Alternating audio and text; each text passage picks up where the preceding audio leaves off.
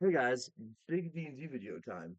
We're gonna cover basic lore, the gods, some of the legends that we have, um, just some other powerful beings, pure characters, it's just everything in one big video. And yeah, why is this not playing now? Because I have my Spotify also going. So the characters we have in this campaign go as follows as current: Matt, Vance, Lily, Dan, me, Elijah, and Callum. Callum has not been to a session yet. Dan has been to the .5 session, but we've only had three, so that's okay. Um, the general important god level beings are Eden, Malachi, Lilith, Cthulhu, Black Blood, Pan, and Azrael. Your employer is known as the Gentleman, and let's get into some of the legends. Actually, should I? No, let's also read off the realms too, all right here. So on the realms page, we have Midgard. The Earth world, not much explained here, but it is said to be the center of all the other realms. So Midgard is where you guys are. I'm not gonna read off all of them because there's like stuff in them that I want to be saved for later. So I'm just gonna read off the basic stuff for all of them. So Midgard is where you guys are. The Ascendant Plane is heaven. This domain is made of pure light. This domain is made of pure light and holiness. So this is the land of the Asmars, and this is where the god Asriel is. The Shadowfell is darkness and evil. This is worse than hell. That is black blood. Infernus is the land of fire and screams. This is the polar opposite of the ascendant plane. That's Lilith. Uh, Point zero is a prison dimension. It holds and contains all the most powerful beings in the realm. This prison. I went to a concert last night, so I got home really late. So my brain just. Um, I can probably read off actually what Point Zero has. The prison dimension. This realm is known to hold and contain all the most powerful beings to roam the cosmos. There's no magic in or out of this place, almost making it impossible to get in or out of. That realm is one that we'll cover later. And the realm of Eden is the land of sea and stars.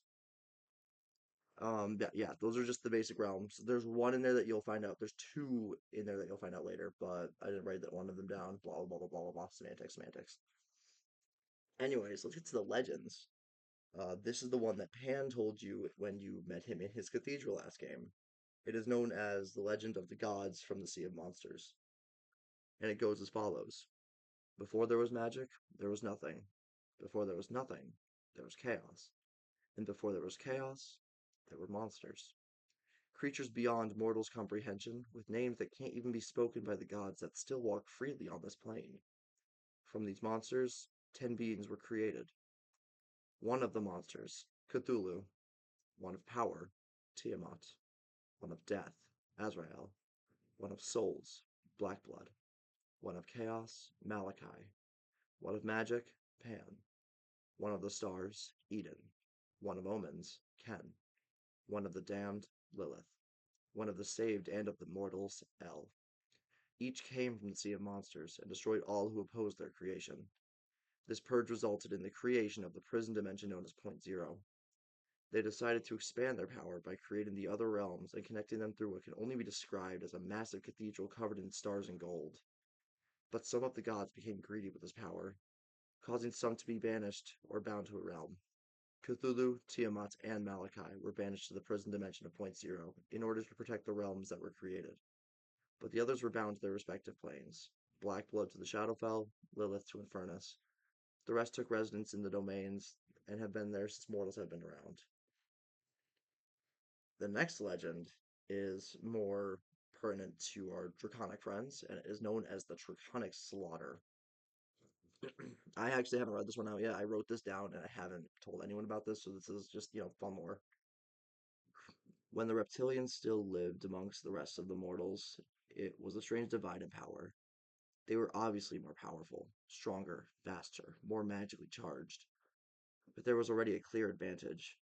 The king of the Chromatin dragons saw this and wanted to take the opportunity that he saw. He wanted the dragons to rule the land, so without the other leaders' approval, he sent out soldiers to attack human towns. And this went on for years. When King Cold and Duke Emil caught wind of this, they sent their sons to meet with the Lord's kin. he just wouldn't listen, and he just wouldn't listen to reason. That they just wouldn't listen to the reason, they said. When Lord Kai caught wind of this, he called back his troops and cut himself off from the outside world. Virgil and Frieza killed Mira, Lord Kai's son, and the Chromatin dragons slaughtered 10 million humans in 3 years. Those are like the two big legends that I have. Then there's all the god weapons and everything like that. The god page, blah blah blah blah. Where we are in the story right now. So what happened so far was starting from the first video on here to the last video that we have. In the first session, the original party, excluding Dan, Callum, and Vance, were all told to meet this unknown person at a tavern in promise of artifacts, magics, blah blah blah, just everything that you could ever possibly want. In the second set, well, still in that session, but kind of out of because the party doesn't remember it. You met this extremely god level being. If we're doing actual scaling, we're talking like continental. He wrecked your shit, and he demonstrated that he has something known as copy magic. From that, it's at point 5. We are now introduced to Vance and Dan because Calvin didn't come to that session either. Uh, in the third session, it was the party meeting the person that gentleman wants you to kill, Sparrow. Again, sorry if my brain's just not working. Had a concert last night. Bleh. But anyways, you saw Sparrow. Vance recommended to fight him, and you get your shit rocked, like rocked. You reported back to the gentleman, and he was like, "Yo, go find Pan. Here's a thingy that you need to do." Blah blah blah blah blah. He told you to find Eden, and gave you a blue crystal that apparently will allow you to access Eden. We'll get into that at a later game because that's not overly important. But yeah, where you are right now is you met Pan. He also introduced you to Avatar Achilles, Matthew's battle brother, and his son. So he's one of the demigods. There's a lot of demigods, and yeah, blah blah blah blah blah. Now on to the characters. This is the part I've been looking forward to.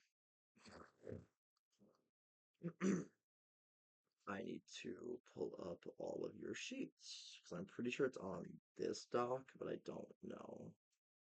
Come on. Blah blah blah blah blah blah. That's not the right one. This is the right one.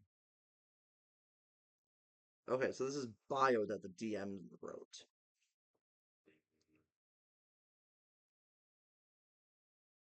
Hold on, this is a lot. I don't remember writing this much for all of you. Hold on a minute.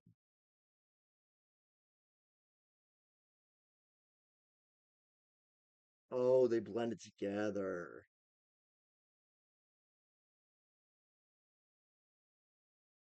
Oh, I messed it up. I think I did them in order though.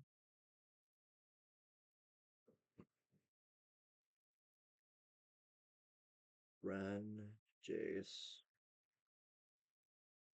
Okay, okay, okay. Yeah, I did this right.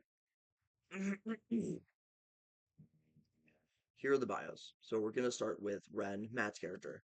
So long story short, you are an avatar. You are the avatar who has the quest of seeking out the forgotten armor created by Lord Pan years ago.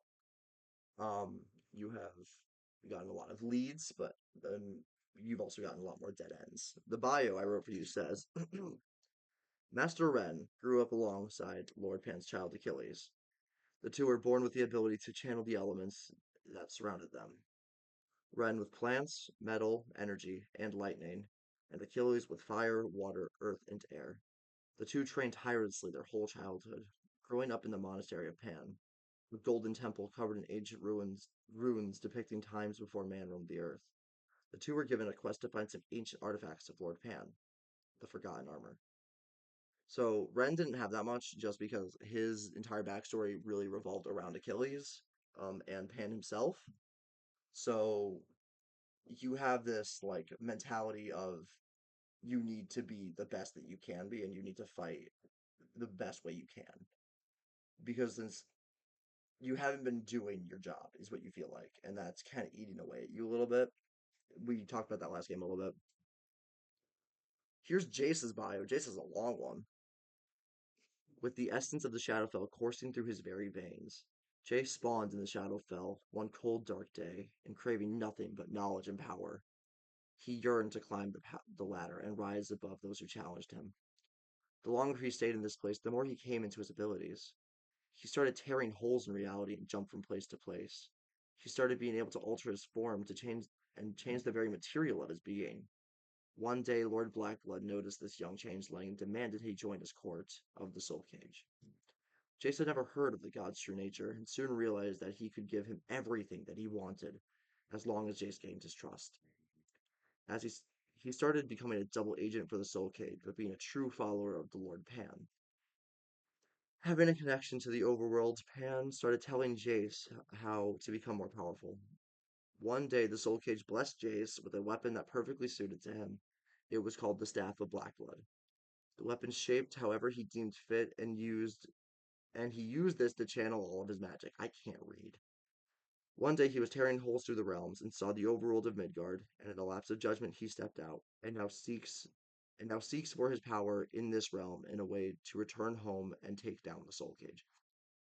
So Jace is very similar to Ren in the sense of he follows Lord Pan, but also craves and seeks this power. Even though his skill set is entirely different and is more based off of martial abilities with the staff, and is more of like an assassin kind of vibe because of the teleportation.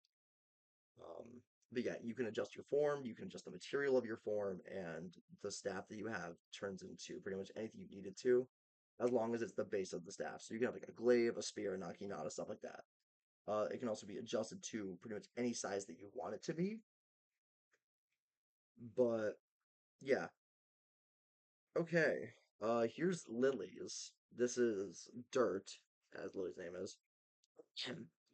I think this is Dirt's. After the slaughter of the Sea of Monsters, the Abyss was created and ruled by Lord Cthulhu, to try and recreate the abysmal horrors that lived since the dawn of time. But one creature stood out amongst the rest, the Hydra, Volcatus, standing at 50 feet in height with a massive wingspan, two heads and a bladed tail. This is their true form. But out of nowhere, they were sent to the mortal realm. Their body was shifted and changed into a more fitting body, with a serpent head and standing at about 9 feet tall. They have the ability to control water, walk the astral plane. Their main ability is known as Cthulhu's Wrath, which allows them to revert back into Valkidus, the world serpent. They have no memory of who they are. They they have no memory of what they are and who they were, but one part of their eldritch heritage that remains their ability of repression. They cannot remember anyone that they have killed, and anyone who has witnessed this murder cannot tell them. So Dirt's a really weird character. Um, Dirt is Virgil's sister, pretty much, and they've grown up together forever. And Virgil found Dirt in the garden one day and basically took them in. Since Dirt is an eldritch being, Dirt doesn't really age. Dirt kind of just mimicked how Virgil grew up. So as Virgil grew taller, Dirt grew taller. As Virgil gained more muscle, gained more muscle. It's a very weird feeling of like, I don't know, like trying to fit in to an extreme amount because you don't know what's going on. And the logic with the murdering thing is when Dirt kills, they don't remember and no one else can remember. But when Vulcanus kills, you do remember and Dirt does remember. So like last game when Dirt went into God mode as you've deemed it, Dirt remembered the murder and you guys remembered the murder. And yeah, uh, Dirt has a really fun weapon. It's called the Serp. I think it's like just called the Vulcanus. Like I don't know, it's Vulcanus something. But it is a sword in like a serpent shape. It can turn into a whip. It can turn into a full sword. And when Dirt stabs themselves with it, they the gun mode. It's a whole thing. I don't know. Yeah, I'll go into more semantics in a few minutes. I just want to read through the bios first. Okay, here's Vance's. I'm not going to read columns because I don't know if they're in or not, just because of the fact that they haven't been responding to anything. A dragonborn who knows nothing but combat. Wait. Oh my god, I can't fucking read. I'm so tired. A dragonborn who knows nothing but ruling and combat. Lord Frieza is the prince of the metallic dragons. Lord Frieza is the prince of the metallic dragons, with his father King Cold controlling the metallic dragonborns of the northern mountains. Frieza would know and be fond of Master Virgil, me, due to them both being born draconic royalty and most likely growing up together and hanging out while their father spoke business. Dirt is also included on this because, again, the whole found dirt in the garden and blah blah blah blah blah. But I digress. Frieza is known for many things, being cocky, smart, cunning, and powerful. He was graced with the ability to boost their power the more they fight and the more they win, causing them to have a very fiery personality. Frieza dons a plethora of weapons and is proficient in most things martial. They struggle with range because of their trainer, General Radon. He basically said, if you can't get up close and personal, make sure you can, because the only way to fight like a dragon is to fight with your weapons. This never made sense to Frieza, but they listened and trained with him nonetheless. One day, the young prince decided to venture out and explore beyond the castle walls, and never looked back, until he met the gentleman. Frieza has the ability of permafrost to boost the ability called eh, and the boost ability is called Dragon's Rage. And at higher levels, they may be able to achieve something known as Dragon's Wrath. Frieza is another. Frieza's personally one of my favorite characters that Vance has played, just because of the vibe he has. He's very much like Goku, but if like he's like Goku and Vegeta as the same person. Very like cocky, very confident, but also very like kind of head empty. Like the whole like guys, let's fucking rush this Continental being last game. That was very Goku, but his authoritative view is more Vegeta, which I think is really interesting. Um, the axe. So Vance's main weapon is his axe of the North, gifted to him by King Cold. Blah blah blah blah blah blah. I think Vance, you have your character pretty much down because you've been doing a really good job playing Frieza so far, and I'm really proud of you. This is for Dan because Dan has not been to a lot of sessions and needs a refresher on a lot of this stuff. So I'm gonna talk about Dan's character for a hot minute. This is my favorite bio, I think, out of all of them. A man of metal and magic. This robotic monk was created by the grand realm of the Supreme, donning massive cobalt wings that stretched 10 feet in span. The Warforged was created by followers of the Angel of Death, Azrael. He was named Saint Sariel of Balance. I read this as Tiest, so I fucked it up. His name was he was named Saint Sariel of Balance. Sariel was given many things in his creation, such as his wings, a glowing halo that surrounded his eyes, angelic robes that were made of some of the finest and most durable fabrics. But the robot was given something known as the Nexus, what can only be described as a fourth dimensional object that was embedded into where his heart should be. The item allowed Sariel to become a mortal being, making him feel complex and profound emotions and thoughts, allowing him to feel pain. Worst of all, it allowed him to have free will. Since he was created with high authority in the Supreme, no one could challenge him or question him, besides his creators or Lord Asriel himself. The young saint decided to seek out things he was never meant to know. He found out where these beasts that escaped, something known as the Sea of Monsters, were located. He learned about Point Zero, the prison dimension. He found out about the evil and cruelty of the realms below his own. So he decided to fall down from his grace, and that came from the Supreme. During this descent, things on the Saint changed. His halo wrapped around his head, almost resembling a crown of sorts. His robes turned from elegant silks to war-craving steel. The cobalt wings became a burnt metal with specks of the glowing blue that were once so prominent. The glowing robotic eyes have now become a dull and faded blue. So, Dan, your character has so much fucking potential, and I'm super excited for you to play him. Um, you're a very peace craving being. You are very into seeing all sides of a scenario, and you're not one to jump into combat unless they are true evil. So people like Sparrow kind of confuse you because you don't understand the moral and the motive of serving a god that only craves evil and chaos. But that's besides the point. Um, you are a very spiritual being. You can astral walk. You have the ability to levitate and fly. You can also throw ranged projectiles. Oh my god, called arcs. Um, you have a very fun character, I think.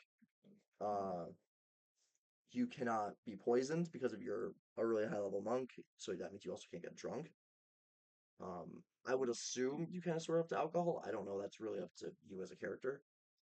Um, I'm just clarifying this for you. You've known Vance forever. You're like Vance's best friend pretty much because you're both bound by the gentleman. Um, it's up to you as a player if you really want to get back to paradise and get back to your grace and the supreme.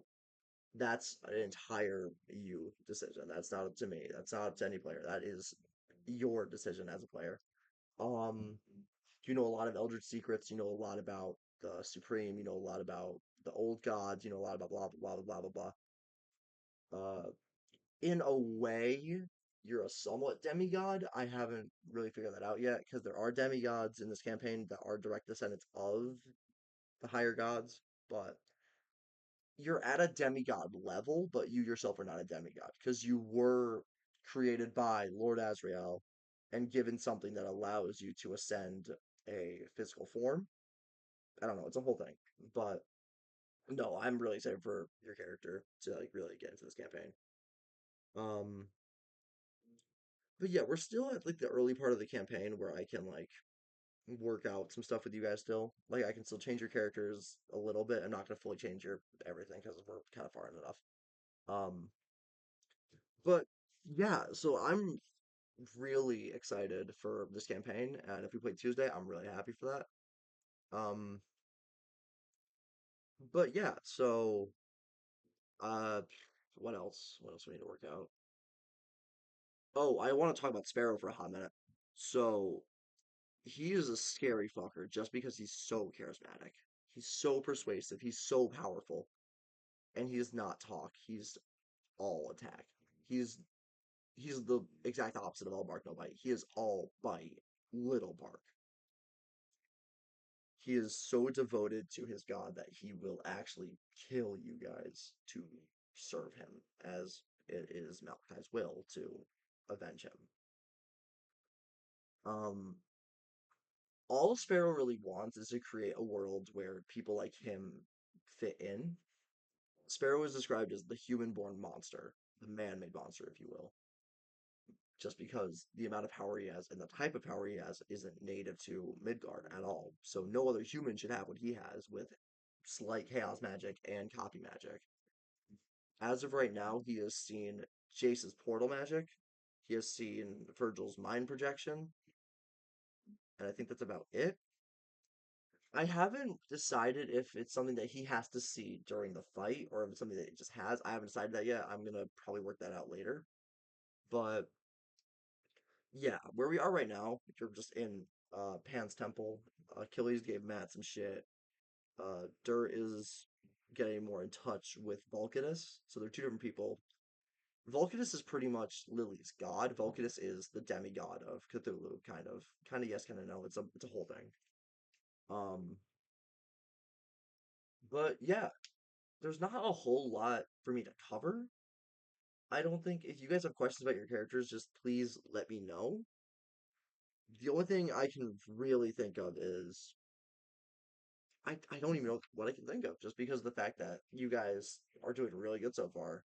I know Lily is having a few issues playing Dur and not trying to play as Elaine, which you're doing a good job, Lily.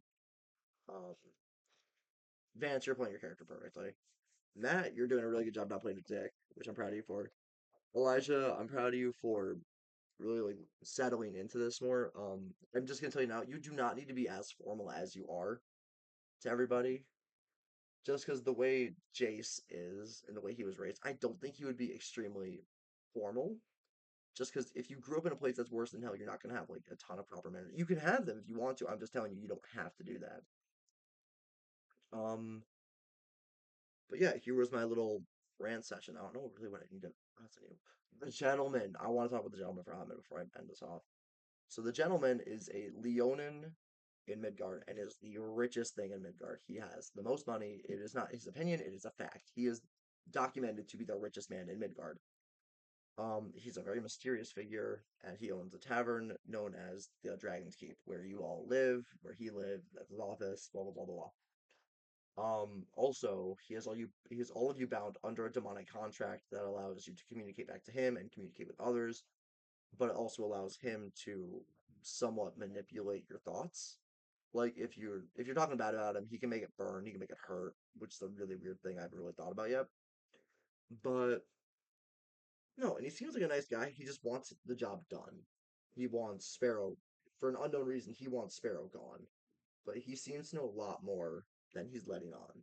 He's giving you a lot of questions, but not giving you a lot of answers, which is kind of bothering some of you. But I don't know. You'll figure out more as you go on. If we play Tuesday, you'll figure out more about the gods. You'll figure out more about the demigods. But yeah, so that's kind of next game. But yeah, I will see you guys all on Tuesday.